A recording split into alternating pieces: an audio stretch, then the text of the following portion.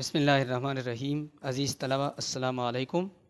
آج کا ہمارا لیکچر جو ہے وہ 10th کلاس کے لیے ہے، اور ہمارا ٹاپک پہلے ہم نے شروع کیا تھا جنرل ضیاء الحق کا دور، جو 1977 سے لے کر 1988 تک 11 سال جو ہے انہوں نے اقتدار سنبھالا تھا، 11 سال انہوں نے حکومت کی ہے۔ تو اس کی جو ہے ابتدائی جو ٹاپک تھا، جو پیج نمبر 11 پر ہے، جو ان کا دور شروع ہوتا ہے، وہ ہم نے پچھلے لیکچر میں آپ کو پڑھایا تھا۔ اس میں ہم 12 نمبر پیج پر آپ اپنے جو ہے کتاب کے پیج نمبر 11 پر پیج نمبر 12 پر آپ آئیں۔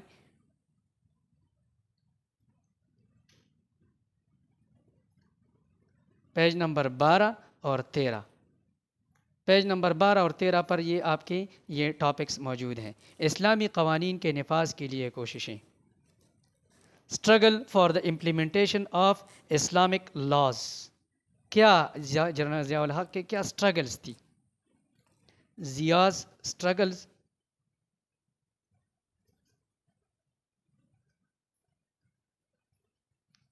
فار دی امپلیمنٹیشن آف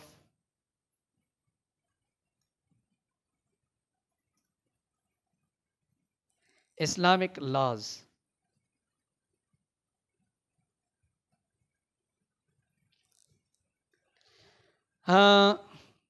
عزیز طلبہ، آپ کی خدمت میں درخواست ہے کہ آپ اپنی کتاب کے پیج نمبر 12 اور 13 پر آئیں۔ یہ ٹاپکس وہاں پر موجود ہیں۔ آپ کا کتاب جو ہے وہ کھلا ہوا ہونا چاہیے تاکہ آپ کو بہتر طریقے سے سمجھ آ سکے۔ ہم اس کا ٹیکسٹ بھی ساتھ ساتھ پڑھیں گے۔ جنرل ضیاء الحق نے جب اقتدار سنبھالا تو انہوں نے قوم کو ایک اسلامی نظریہ پیش کیا، اور انہوں نے یہ کہا کہ پاکستان کے آزادی کی 30 سال ہو گئے ہیں، 77 تک پاکستان کی 30 سال ہو گئے تھے، اور انہوں نے کہا کہ یہ پاکستان جو ہے یہ اسلام کے نام پہ آزاد ہوا تھا، کہ ہم یہاں پر ایک اسلامی نظام بنائیں گے۔ لیکن ان 30 سالوں میں حکومتیں آئیں اور چلی گئیں، لیکن کسی نے بھی پاکستان کو اسلامی نظام نہیں دیا، اور وہ بنیادی چیزیں آئین میں نہیں ہیں، اور وہ بنیادی چیزیں پاکستان کے نظام میں نہیں ہیں جو ایک اسلامی نظام جن سے بنتا ہے۔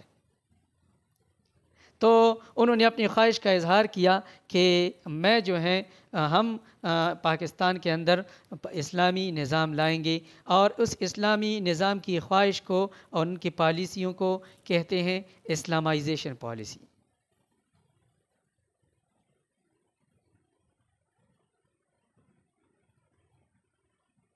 یہ جنرل ضیاء الحق کی پالیسی تھی، اسلامائزیشن، کہ پاکستان کو اسلامائز کیا جائے، اس میں اسلامی قوانین جو ہیں وہ لائے جائیں۔ تو اس سے پہلے جو ایک تحریک چلی تھی نظام مصطفیٰ،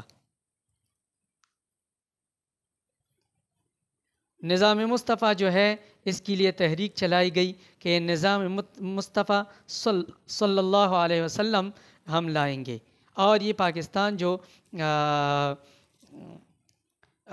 ریاست مدینہ کے طرز پر بنانے کے لیے اس ارادے سے اس کو آزاد کیا ہے، وہ نظام مصطفیٰ اور وہ ریاست مدینہ جو ہے وہ ریاست، اس کی خصوصیات آج تک جو ہے پاکستان کے اندر موجود نہیں ہے۔ لہٰذا ہم جو ہیں ہم اس میں نظام اس طرح بنائیں گے۔ تو ابتدا میں انہوں نے کچھ چیزیں جو کہ انہوں نے 1977 میں جو ہے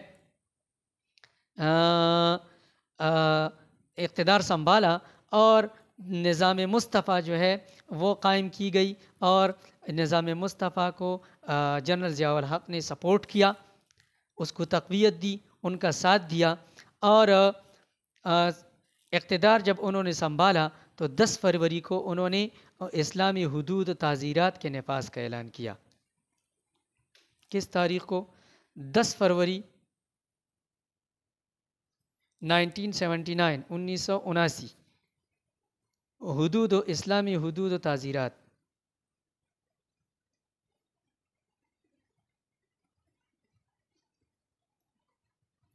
کے نفاذ کا اعلان کیا۔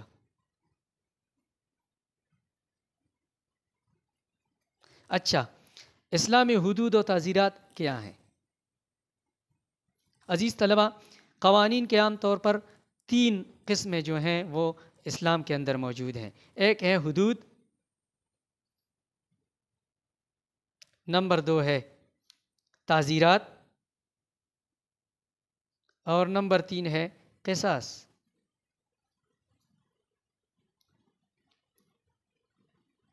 حدود وہ قوانین ہے جو قرآن مجید میں اللہ تعالیٰ نے بڑے بڑے گناہوں اور بڑے بڑے جرائم کا ذکر کیا ہے اور اس کے ساتھ اس کی سزائیں بھی بیان کی ہیں، ان کو کہتے ہیں حدود۔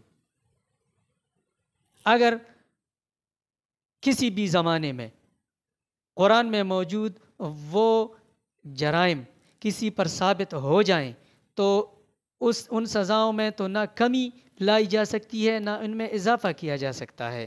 قرآن نے جو ہے جو حدود مقرر کیے ہیں ان سزاؤں کے اور ان جرائم کے، ان قوانین کو کہتے ہیں حدود۔ تلک حدود اللہ، یہ اللہ تعالیٰ کی حدیں ہیں۔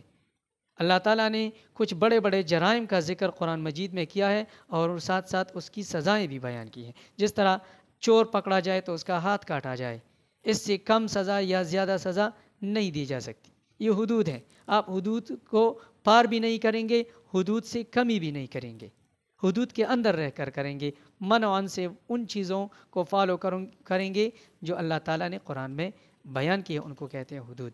یا اگر زنا کوئی کرے تو اس کو سنسار کیا جائے، پتھر مار کر ان کو ہلاک کیا جائے، تو یہ جو ہے حدود ہیں۔ تو جنرل ضیاء الحق نے اس قرآن اور احادیث کے قوانین کو جو ہے نافذ کرنا چاہا، اس میں ایک ہے حدود۔ تعزیرات پھر کیا ہیں؟ تعزیرات وہ جرائم ہیں جن کی سزائیں اسلام نے نہیں بتائی، اور ان کی سزائیں جو ہیں وہ حکومت وقت پر چھوڑ دی ہیں۔ اسلام نے حکومت وقت کو، جو جس زمانے میں جو حکومت قائم ہو اور ان بڑے گناہوں اور بڑے جرائم سے کے علاوہ کوئی جرائم کریں تو ان جرائم کے لیے وہ موجودہ حکومت جو ہے خود سزائیں بنائیں اور ان کو دیں، ان کو کہتے ہیں تعزیرات۔ تو تعزیرات میں جو ہے چوائس دی گئی ہے حکومت وقت کو کہ آپ جس طرح وہ جو سزائیں مناسب سمجھتے ہیں وہ دے دیں، وہ تعزیرات ہیں۔ قصاص جو ہے وہ قتل کے بدلے قتل ہے، کوئی آپ سے قتل کرے تو آپ بھی اس بندے کو قتل کرے، یہ قصاص ہے، بدلہ ہے۔ اور یا پھر دیت دے، چاہے قتل خطا ہو یا چاہے قتل قصدن ہو، اس کے اپنے قوانین قرآن میں موجود ہیں۔ اس حساب سے جو ہے جس خاندان سے بندے کو مارا گیا ہے اس کو ایک خاص رقم ادا کی جاتی ہے، اس کو کہتے ہیں دیت۔ اور خون بہا، تو وہ خون بہا یا دیت جو ہے وہ اس کے لیے، اس قاتل کے لیے معافی یا اس کے بدلہ جو ہے نا اس کا بن جاتا ہے۔ یا پھر قصاص، قتل کے بدلے قتل۔ تو یہ 3 قسم کے قوانین ہیں۔ تو جنرل ضیاء الحق نے جو ہے حدود اور تعزیرات کا اعلان کیا۔ اس کا تھوڑا سا ہم ٹیکسٹ پڑھتے ہیں، پیج نمبر 12 پر آپ آئیں۔ پیج نمبر 12 میں ٹاپک ہے اسلامی قوانین کے نفاذ کے لیے کوششیں۔ آپ پیج نمبر 12 پر، یہ آخری 2 لائن ہے، پھر 13 پیج پر جائیں گے۔ قیام پاکستان کے بعد عوام کی خواہش تھی کہ ملک میں اسلامی قوانین کا نفاذ عمل میں لایا جائے۔ اس ضمن میں 1977 میں مختلف سیاسی پارٹیوں نے نظام مصطفیٰ کے قیام کے سلسلے میں بھرپور تحریک چلائی تھی۔ چنانچہ صدر پاکستان جنرل ضیاء الحق نے ملک کی باغ دوڑ سنبھالنے کے فوراً بعد 10 فروری 1979 کو ملک میں اسلامی حدود و تعزیرات کے نفاذ کا اعلان کیا۔ ذوالفقار علی بھٹو کے دور میں نظام مصطفیٰ اور PNA جو ہے وہ ان کے خلاف نکلے تھے، اور ذوالفقار علی بھٹو پر یہودی اور یہودیوں کے ایجنٹ ہونے اور امریکہ کے ایجنٹ ہونے اور یورپ کے ایجنٹ ہونے اور مغرب کے ایجنٹ ہونے کے جو ہیں الزامات لگے تھے، اور اس کے خلاف جو ہیں ان کے خلاف مذہبی سیاسی جماعتوں اور سیکولر سیاسی جماعتوں نے مل کر نظام مصطفیٰ کے نام سے ایک تحریک شروع کی تھی، اور یہ کہا کہ ان چیزوں کو ہٹایا جائے، یہ مغرب کا نظام، اس کی جگہ نظام مصطفیٰ صلی اللہ علیہ وسلم، پیارے نبی صلی اللہ علیہ وسلم کا نظام جو ہے وہ نافذ کیا جائے۔ تو جنرل ضیاء الحق نے پھر جو ہے کیا کیا، 10 فروری 1979 کو ملک کے اندر اسلامی حدود اور تعزیرات کے نفاذ کا اعلان کیا، جسے پاکستان کی تاریخ میں نظام اسلام کے نفاذ کے سلسلے میں سنگ میل کی حیثیت حاصل ہے، اور اس سے پہلے ایسا سٹیپ کسی نے نہیں لیا۔ یہ ایک مائل سٹون ہے، ایک سٹارٹنگ پوائنٹ ہے۔ قرآن حدیث میں شراب نوشی، زنا، چوری اور قذف یعنی الزام تراشی کے لیے جو سزائیں موجود ہیں، ان کے نفاذ کا اعلان کیا۔ یہ ہے حدود۔ قرآن مجید میں شراب نوشی، جو شراب نوش کرتا ہے، شراب پیتا ہے، اس کی سزا، زنا کی سزا، چوری کی سزا اور قذف یعنی کسی پر بلا وجہ الزام لگانا، اس کی سزائیں موجود ہیں۔ ان تمام کو کہتے ہیں حدود۔ تو ان کے نفاذ کا اعلان جنرل ضیاء الحق نے کیا۔ اس دور میں اسلامی قوانین کے نفاذ کے لیے جو اقدامات کیے گئے وہ درج ذیل ہیں۔ اس میں نمبر 1 پر ہے زکوٰۃ و عشر۔ عزیز طلبہ، میں آپ کو ایک بات بتا دوں کہ چونکہ زیادہ ہیوی ویڈیو جو ہے وہ اپلوڈ نہیں ہو سکتی، لہٰذا ہم کسی دور کے پورے تمام پوائنٹس جو ہیں وہ ایک لیکچر میں نہیں بتا سکتے، پھر ویڈیو بڑی ہیوی ہو جاتی ہے اور اس کے اپلوڈنگ میں مسئلہ ہوتا ہے۔ تو میں آپ کو بتا دوں کہ اسلامی قوانین کے نفاذ کے لیے جو کوشش کی گئی تھی اس میں یہ صرف 3 پوائنٹس نہیں ہیں، اس کے علاوہ مزید پوائنٹس ہیں۔ اس میں نمبر 1 پر ہے زکوٰۃ و عشر، نمبر 2 پہ ہے زکوٰۃ فاؤنڈیشن، نمبر 3 پر ہے وفاقی شرعی عدالت، نمبر 4 پر ہے خلفائے راشدین، اہل بیت اور صحابہ کرام کی شان میں گستاخی کی سزا، نمبر 5 ہے مطالعہ پاکستان اور اسلامیات جو مضامین ہیں ان کی لازمی تعلیم اسکول اور کالجوں میں، نمبر 6 احترام رمضان آرڈیننس، نمبر 7 وفاقی محتسب، نمبر 8 مجلس شورا کا قیام، نمبر 9 بلا سود بینکاری۔ یہ جو ہے 9 پوائنٹس ہیں جو جنرل ضیاء الحق نے ایک اسلامی نظام بنانے کے لیے وضع کیے تھے۔ تو اس میں سے ہم نے 3 اس لیے لیے ہیں کہ اس چھوٹی سی ویڈیو میں ان تین چیزوں پر مشکل سے بحث ہو سکتی ہے، لہٰذا ہم یہ 3 پڑھیں گے، باقی ماندہ پوائنٹ جو ہے وہ آئندہ کے لیکچرز میں آپ کو پڑھائے جائیں گے۔ تو نمبر 1 پر ہے زکوٰۃ و عشر۔ زکوٰۃ و عشر کیا ہے؟ اسلام کے اندر جو بندہ صاحب نصاب ہو تو وہ زکوٰۃ دے گا۔ صاحب نصاب کیا ہے؟ وہ سونا جس کے پاس 7.5 تولہ سونا ہو یا 52.5 تولہ چاندی ہو،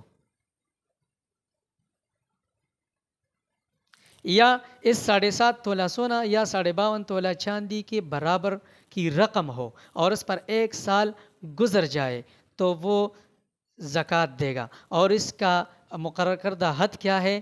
ہر 40 میں سے 1 روپیہ، 40واں حصہ۔ تو یہ 100 میں 2.5 روپے، پسلو کی 2.5 روپے، سلویختو کی 1 روپے، ہر سلویختم روپے چکل تاثر 7.5 تولہ سوناوا یا 52.5 تولے چاندیوا یا داغے برابر رقم ہو یا داغے برابر مالیت تاثر گاڑی ہو یا اضافی پراپرٹی وا یا اضافی اوزگار کورو پاغے باندې کال وړي نو تبا سلویختم روپے ورکې داغه ټوټل رقم به وګورئ چې داغه ټوټل اماونٹ څومره جوړیږي نو هغه به بیا په 40 باندې تقسیم کې نو تا ته به د زکات رقم راوځي۔ تو یہ ہے کہ آپ ٹوٹل اماؤنٹ کو آپ 40 پر تقسیم کریں گے تو جتنی اماؤنٹ نکلتی ہے وہ آپ پر زکوٰۃ ہے۔ عشر جو ہے وہ بھی زکوٰۃ کی قسم ہے، لیکن یہ نقد رقم یا موجود اشیاء پر نہیں ہے بلکہ یہ فصلات پر ہے۔ اور عشر عاشرہ سے نکلا ہے اور عاشرہ عربی میں 10 کو کہتے ہیں، یعنی فصلات میں 10واں حصہ۔ اس کے لیے سال کا گزر جانا ضروری نہیں ہے کیونکہ ہر ایک فصل سال کے اندر تیار نہیں ہوتی، بعض فصلات جو ہیں وہ 3 مہینے اور 6 مہینے میں تیار ہوتی ہیں۔ تو ایک کھیت میں جو ہے کبھی کبھار مختلف فصلات جو ہیں وہ 2-3 مرتبہ آتی ہیں، جس طرح کہ گندم ہے۔ گندم عام طور پر ہم جو ہے اکتوبر نومبر میں کاشت کرتے ہیں اور اس کی کٹائی پھر اپریل کے آخر میں یا مئی میں جو ہے وہ شروع ہوتا ہے۔ تو آپ کاؤنٹ کریں کہ نومبر دسمبر جنوری فیبروری مارچ اپریل مئی، یہ 6-7 مہینے کی فصل ہے۔ اس کے بعد کوئی جو ہے اس میں مکئی جس کو ہم پشتو میں جوار کہتے ہیں، وگی یا جوار، تو وہ جو ہے نا کاشت کرتے ہیں تو وہ بھی 3-4 مہینوں میں وہ فصل آ جاتی ہے۔ تو یہ جو ہے یا تو اس میں صرف چند ایسے ہیں، جیسے گنا ہے تو گنا تقریباً 9-10 مہینوں میں ایک فصل بن جاتی ہے، وہ تقریباً 1 سال پر مشتمل فصل ہے۔ لیکن کچھ ایسی فصلات ہیں جو 6-7 مہینوں کے اندر اندر وہ اگ بھی آتی ہیں، پک بھی جاتی ہیں، اور اس کو سنبھالا بھی جاتا ہے، اور اس کھیت کو دوبارہ جو ہے گوڑی کر کے اس کو تیار کیا جاتا ہے دوسری فصل کے لیے۔ تو عشر جو ہے اس کے لیے سال کا مکمل ہونا ضروری نہیں ہے، ایک فصل پک جائے بس یہ اس پر عشر لازم ہے۔ اس کے بعد دوسری فصل آپ زمین کو دوبارہ تیار کرتے ہیں، آئندہ 6-7 مہینے میں پھر ایک اور فصل آ جاتی ہے، اس فصل میں پھر آپ 10واں حصہ دیں گے۔ لیکن پھر اس میں یہ ہے کہ جو نہری زمینیں ہیں جن کو مفت میں پانی لگتا ہے اور اس پہ کوئی خرچ نہیں آتا، اس میں عشر یعنی 10واں حصہ۔ فرض کریں آپ 10 من گندم جو ہے آپ کے جو ہے نا کھیت میں آپ نے اگائے ہیں اور اس کی پیداوار 10 من ہے، تو 10 من میں سے 9 من آپ کی ہوئے اور 1 من جو ہے وہ اللہ کی رضا کے لیے کسی غریب کو آپ دیں گے، ٹھیک ہے۔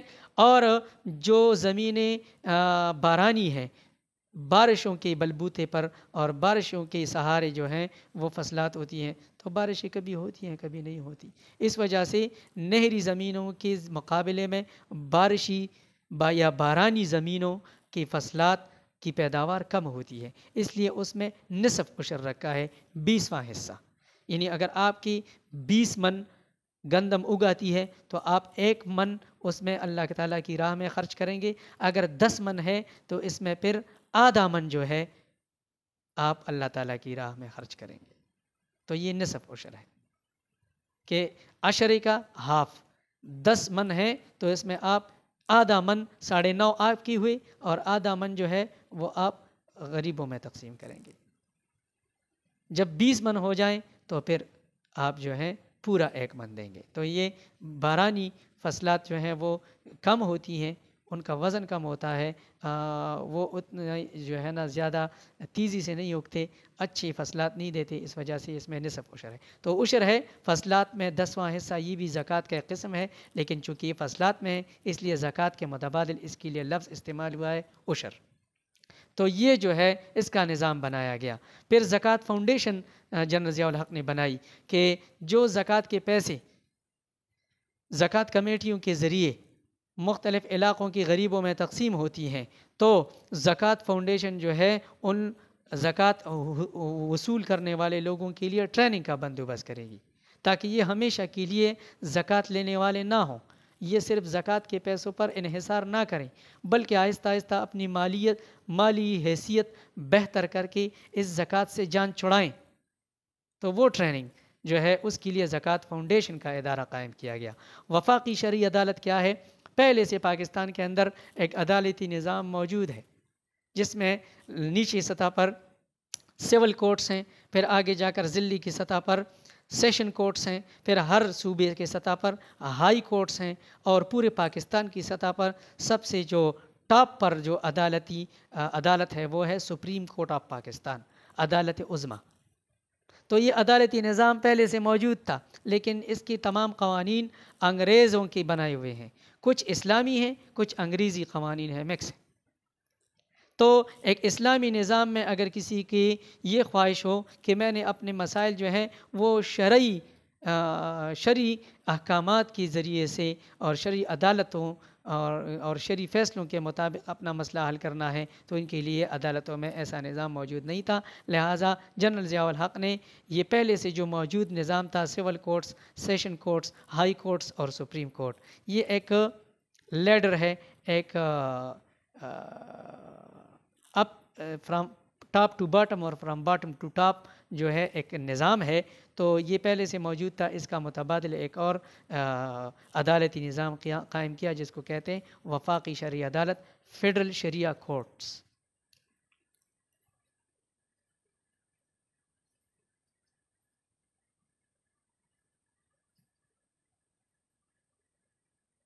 یہ 26 مئی 1980 کو ان کا قیام عمل میں لایا گیا۔ زکوٰۃ فاؤنڈیشن جو ہے یہ فروری 1982 میں جو ہے اس کو قائم کیا گیا، اور زکوٰۃ فاؤنڈیشن جو ہے یہ 20 جون 1980 میں قائم کیا گیا۔ اس کا ٹیکسٹ پڑھتے ہیں پیج نمبر 13 سے۔ نمبر 1 پر ہے زکوٰۃ و عشر۔ زکوٰۃ و عشر 20 جون 1980 کو صدر پاکستان جنرل ضیاء الحق نے ملک میں زکوٰۃ و عشر آرڈیننس نافذ کیا۔ اس کی روح سے حکومت کو یہ اختیار دیا گیا کہ وہ بینکوں میں جمع شدہ رقوم پر 2.5% کے حساب سے زکوٰۃ کاٹ سکتی ہے۔ پسلو کی 2 روپے یعنی مطلب پا سلویختم روپے نو سلویخت اور سلویخت اتیا نو 2 روپے شوی اور بیا شل نو 9 روپے یعنی اتانیز نو 2 روپے شوی پسلو پس 2 میں 2.5%۔ زکوٰۃ جو ہے وہ بینک والے آپ کی رقم سے کاٹیں گے۔ نمبر 2 زکوٰۃ فاؤنڈیشن۔ وفاقی حکومت نے فروری 1982 میں نیشنل زکوٰۃ فاؤنڈیشن قائم کی۔ نیشنل زکوٰۃ فاؤنڈیشن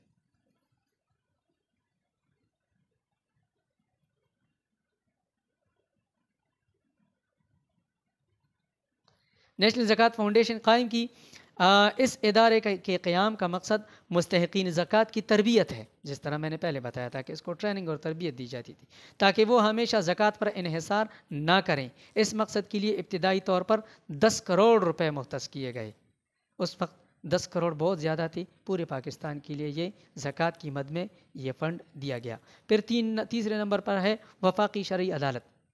اسلامی نظام کے نفاذ کی رفتار کو تیز کرنے کے لیے 1973 کے آئین میں ترمیم کی گئی، جس کے ذریعے 26 مئی 1980 یہ آپ کی کتاب میں نہیں ہے لیکن یہ ڈیٹ ہے 26 مئی 1980 کو ہر ہائی کورٹ میں 3 ججوں پر مشتمل، ان کے لیے کوئی علیحدہ بلڈنگ نہیں بنائے گئے۔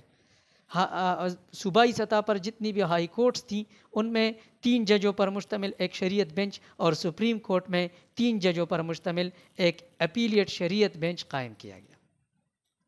بینچ یہ ججوں کے ایک گروہ کو کہتے ہیں بینچ۔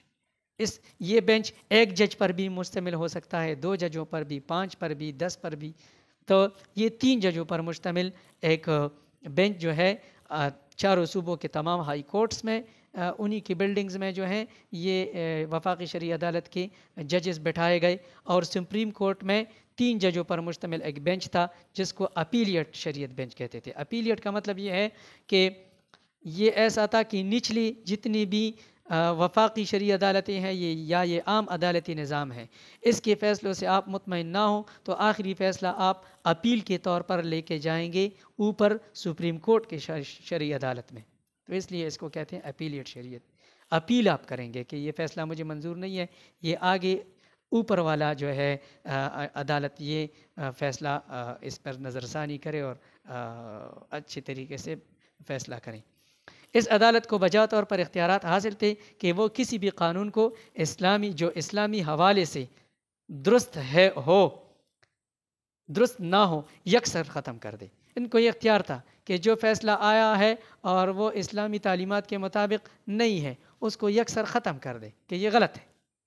شریعت بینچوں کا فیصلہ صدر مملکت سمیت ہر ایک کے لیے ماننا لازم قرار دیا کہ اس کا فیصلہ جو ہے وہ حتمی ہوگا۔ کوئی بھی ادارہ یا کوئی بھی شخصیت جو پاکستان کے اندر بہت پاورفل ہو، صدر سے کوئی زیادہ پاورفل ادارہ یا پاورفل شخص نہیں تھا، ان کو بھی ان کے فیصلے قابل قبول تھے اور ماننا لازمی تھا۔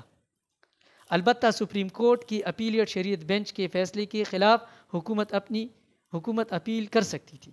اگر اوپر سپریم کورٹ کا فیصلہ ایسا آتا کہ وہ قابل قبول نہ ہوتا تھا تو پھر صدر مملکت جو ہے اس کو مزید اپیل کر سکتی تھی کہ بھئی اس پر نظر ثانی کریں، یہ فیصلہ زیادہ درست نہیں ہے، اس کو درست کریں۔ تو یہ جو ہے 3 پوائنٹس ہم نے جنرل ضیاء الحق کے جو اسلامی قوانین کے نفاذ کے لیے کوششیں تھی اس میں ہم نے پڑھ لی۔ امید ہے کہ آپ کو سمجھ آ گئی ہوگی۔ مزید اس کے جو پوائنٹس ہیں وہ اگلے لیکچر میں ہم آپ کو پڑھائیں گے۔ اس وقت تک ہم آپ سے لیتے ہیں اجازت۔ اپنا بہت سارا خیال رکھیے گا۔ السلام علیکم، اللہ حافظ۔